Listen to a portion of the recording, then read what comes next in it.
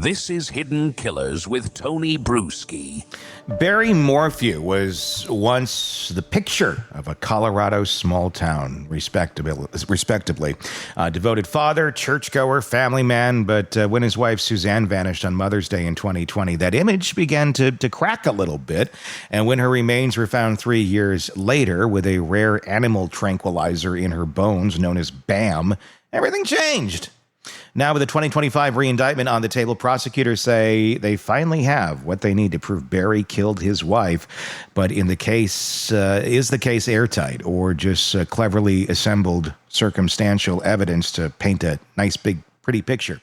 Joining me is former prosecutor and defense attorney Eric Faddis to unpack the legal minefield surrounding the evidence, the failed first case, and whether this time justice might actually stick. So we know what the charges are. The allegation is Barry killed Suzanne. A bike was placed out somewhere. Her helmet was placed out, and eventually they found her body down a ravine. Once the snow melted, they were able to go find her. Prior to that, Barry was charged, and it came pretty close to getting to trial. And then last minute, it all got thrown out. Let's walk back there. Give us an analysis of why that happened in the first round in Colorado. Sure. So, and then I practice in Colorado, so I'm very familiar with this case. In the first round, this was a rather small prosecutor's office, not always used to, monster nationally publicized murder cases. And they made some errors, and they made some serious errors. They didn't turn over some evidence to the defense that they should have turned over. There were other problems with the case, which caused a judge to determine that the prosecution's experts had to be excluded, that they couldn't even use them for the jury. And as we were approaching trial, they had not found the body yet. And so without these experts and without the body, I think the prosecutors folded at that point and dismissed the case. Subsequently, the body was found. Subsequently, there was this analysis that shows this tranquilizer in the victim that they think they can connect to Barry Morphew. So here we are during the second indictment for murder of Barry Morphew concerning his wife. And there were some very serious things that went on in the first trial. I mean, I believe it was the DA or the prosecutor was disbarred. Yes. I mean, yes. Tell me about that. I mean, explain that. And is that something that could be brought into this trial of like, look what happened the first round? The prosecutorial misconduct and errors on the government side, including holding on to important evidence and evidence that can be exculpatory, that could show innocence. Prosecution can't do that. That's a cardinal rule. On top of that, there were a series of other errors that caused the elected prosecutor and the jurisdiction to be disbarred. Very uncommon. Now, I think the judge is going to really run a tight ship this second round and probably prohibit the jury from hearing about that disbarment. However, could some of those prosecutorial missteps come into evidence for the jury to hear about those? Potentially. And that's it's not a look you want if you're on the prosecution of any. I mean, granted, I know it's all new prosecutors. It's being tried in a whole different county now, so it's not the same group by any means. But it is something when you're wanting a jury to try and find some sort of reasonable doubt. I mean, if the first one got dropped, why is this one still? I mean, we know why, but it's little things, little nuggets you can throw in there, and hopefully they stick if you're the defense of Barry Morphew. Her remains contained BAM, the rare tranquilizer only Barry is known to have used. It's a big deal. It's a big forensic link. But it is circumstantial. Barry used BAM while deer farming years ago when they were in Indiana, and it really hadn't been, I guess, allegedly using it since. The purchase of it was several years earlier. And they didn't find any on the property when they looked the first time. So we did find a dart cap, a broken dart gun that apparently wasn't working, but I guess all things you would dispose of after you killed someone or make your gun look like it's not operable. What do you think about that? The fact that there wasn't the chemical in the house to go and say, look, this is you. It's just, we got receipts for you buying it a long time ago in a different state. I think the government is going to be fine neutralizing that issue because that they have a lot of other evidence. What they say is Barry covering this up, doing concealing measures to make sure he doesn't get caught. He's going around to all these different dumpsters and dumping stuff, and there's no real reason why he would need to go to 4 different dumpsters to do that. And so I think the government's going to say, hey, even though it wasn't on his property at the time, that's because he covered this up because he knew we were coming for him. Yeah, I mean, there's all of that. A lot of consciousness there that looks of guilt, and the 7 dumpsters going and dumping stuff. And yeah, on the surface, I can't think of any reason one would be going to 7 different dumpsters to be dumping different things, unless they're all full, which is a stupid excuse. But he's saying, I go out here, I'm a contractor, I got a lot of junk in my truck, I don't like to go pay the dump fee, so I just kind of dump it around at different places. I don't know. I mean, I think people may look at that and go, well, I'm not a contractor, so maybe they do move it around at different. It seems unlikely. It seems like a contractor wouldn't be going to 7 different dumpsters, but I don't know. I don't know the answer to that, quite honestly. I think there's some plausibility to that defense, and I don't know personally. Yeah. But there are complicating observations as well. So some of Barry Morphew's workers claim that day, when the government thinks he was sort of covering all of this up, there was the strong smell of bleach around him that wouldn't have been necessary at the particular job site. There were just some other curious circumstances for Barry Morphew in terms of how he was moving around the state and that kind of thing that I think make things more suspicious. But then again, maybe it was just a contractor trying his best to dump out stuff where he could dump it out. Could be. Could it be just a case of the worst coincidences ever? I don't know about that. Barry's phone also went into airplane mode minutes after Suzanne's last text to her lover. Again, not the best of timing here.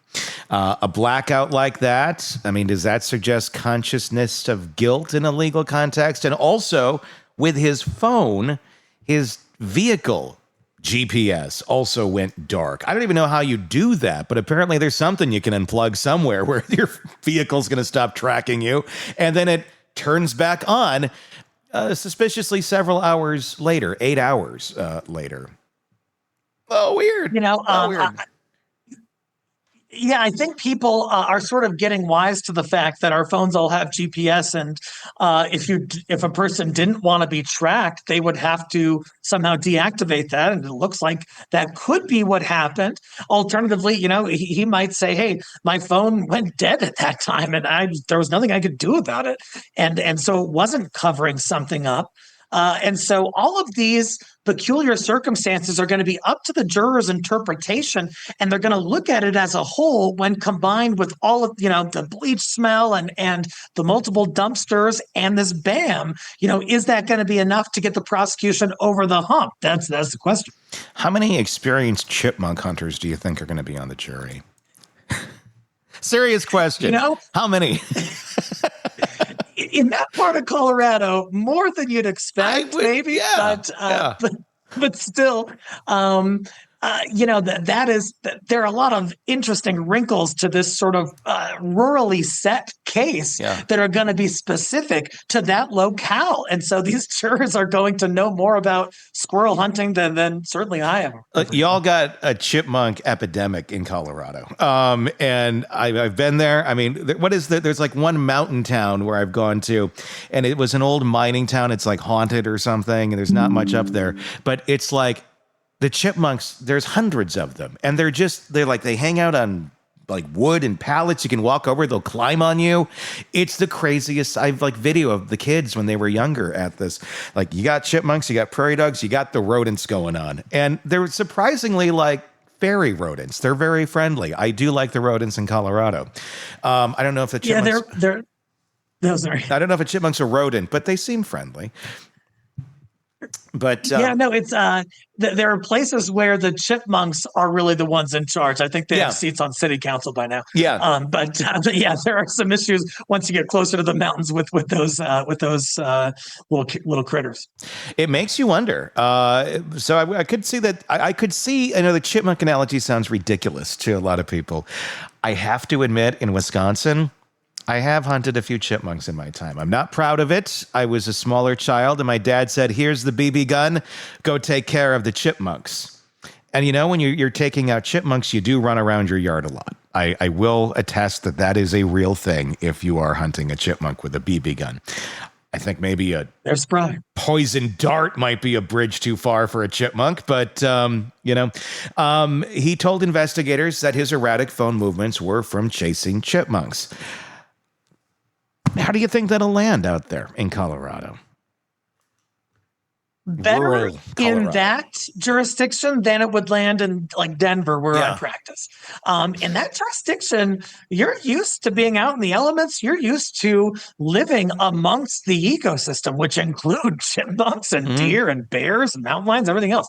And so to take measures to try and, make sure your home is safe and not being overrun by little critters is actually a pretty common thing out in those rural locales in Colorado. Obviously, we learned that Suzanne was having an affair. She was seeing Jeff Lieber secretly for 2 years. They've ruled him out in all of this. He was in another state, and he, I think, was just as shocked to find out what actually went on. But she sent that text to her husband, Barry, just 3 days before she was killed, saying, I'm done. I don't really care what you're doing anymore. We just need to figure this out civilly. That's going to be looked at as motive from the prosecution.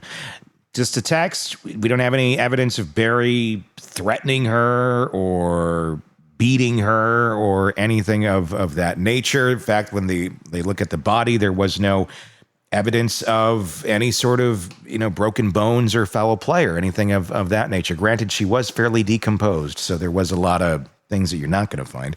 But nothing like that. Just seems the dart is what did its job.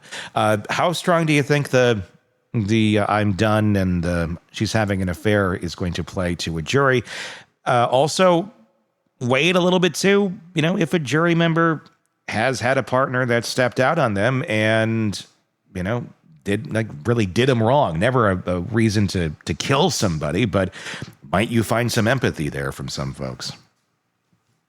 Yeah, a central question for the jury in a case like this is, did the defendant have a reason to off his wife and then enter this text that was very close in time to when the alleged killing happened?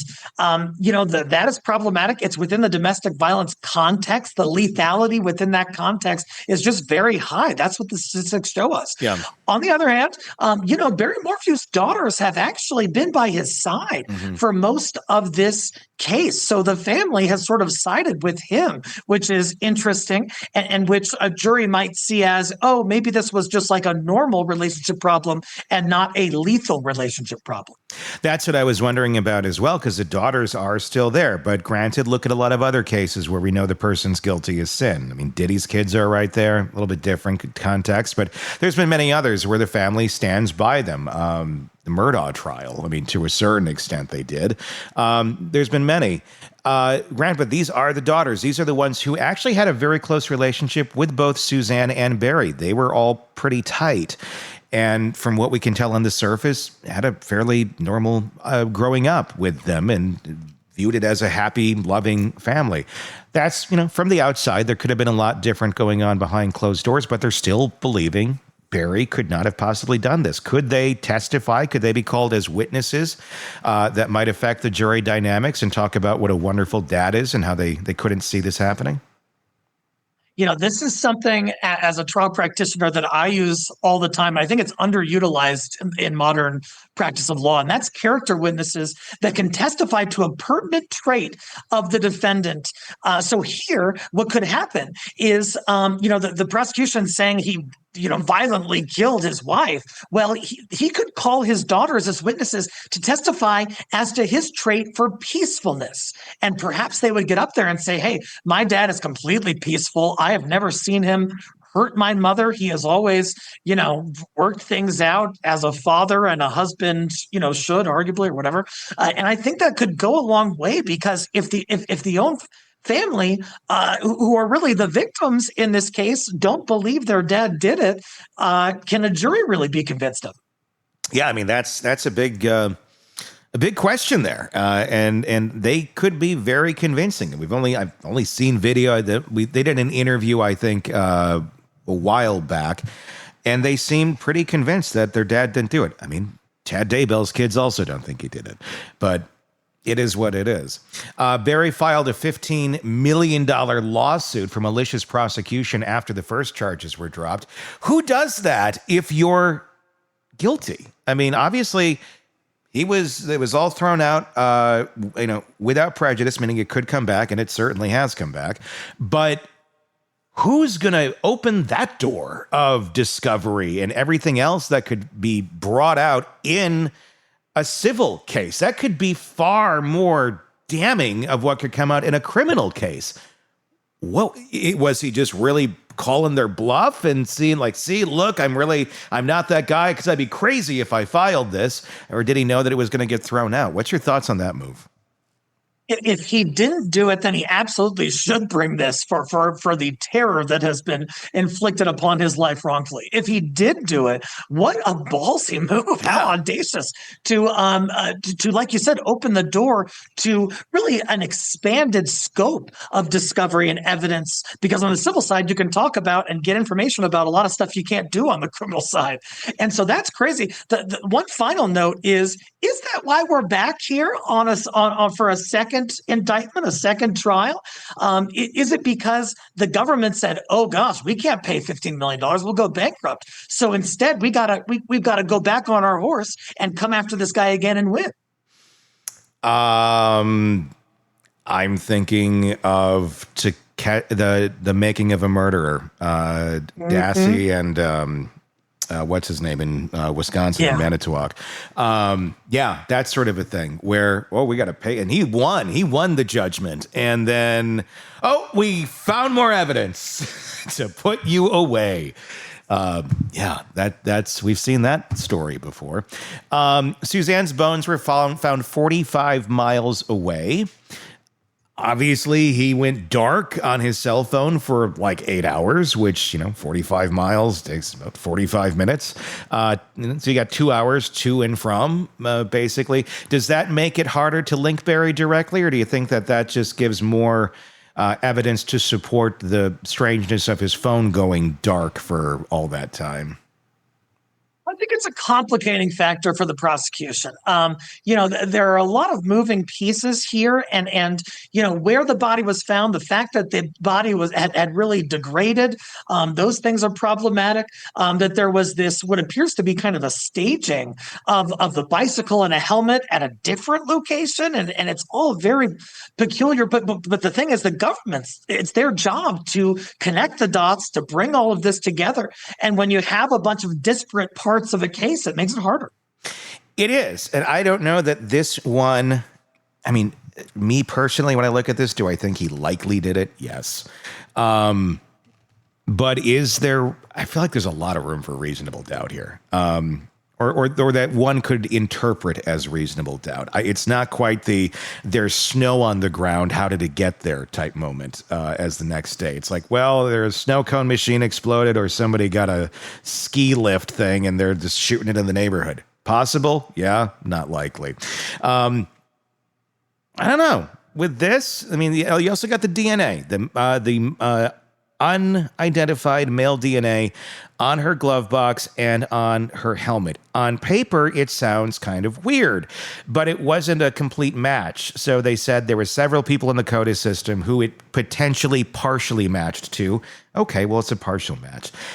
Every single human being out there, you'd probably have far more matches if this is just a partial match. So I don't have a lot of weight on that one going, well, it was, connected to a predator. It was connected to some men. We don't know who they are, but, I think you go through anybody's car and swab it, you're going to find other DNA from other people in there if anyone has driven with you in any regular, moment. I mean, it could be from anybody. Like, let me give you a quick ride. Somebody from work, whatever. 1,000 reasons why that could be there and not necessarily be tied to the murder. How well, I mean, that's a big thing I think the defense is going to try and play here. How strong of a card is it? Certainly the defense is going to style it as these are alternative suspects whom the government can't identify, whom it doesn't appear that they have investigated thoroughly, and they're just sort of going with blinders on, must have been buried. That's how defense is going to style it. But yeah, like you said, DNA is everywhere. And, if you've had your car valeted or you've had friends in it or, you've taken it to get serviced or something. True. All of those things could be sources of this DNA. Yeah. I mean, valet, service, all that. You don't know. I mean, I wouldn't, a lot of times I had the car valeted and stuff. I wouldn't be surprised if they did a swab and like somebody that is a valet, maybe on a list somewhere. Wouldn't be a shocking thing. Doesn't mean I'm anywhere complicit with anything they're doing. But, you live life and you forget about some of those times too that people would have access there. So again, at the end of the day here, does the state have enough to convict Barry Morphew on their second attempt? What do you think? I think it's questionable. And I would note that the state actually had the BAM evidence months, if not more than a year ago. They just chose now to bring the charges after this $15 million civil suit was filed against them. And so if they had the goods then, why didn't they bring it then? Now they have the body too, but it's all rather circumstantial. So I think there's a real question mark on this one. I do too. One of those where it's like, yeah, pretty sure, but do you have the goods? And it is beyond a reasonable doubt, especially in a murder case. So what will happen? That'll be interesting. No date yet announced for any sort of hearings or trials, but probably looking at the very earliest later this year, but most likely next year or the next. Eric Faddis, defense attorney, former prosecutor. Thank you for your insight, as always, on this case and the others. Craving non-stop true crime updates? Press subscribe now and get the latest cases, analysis, and expert commentary delivered straight to your feed. Only from the Hidden Killers podcast and True Crime Today.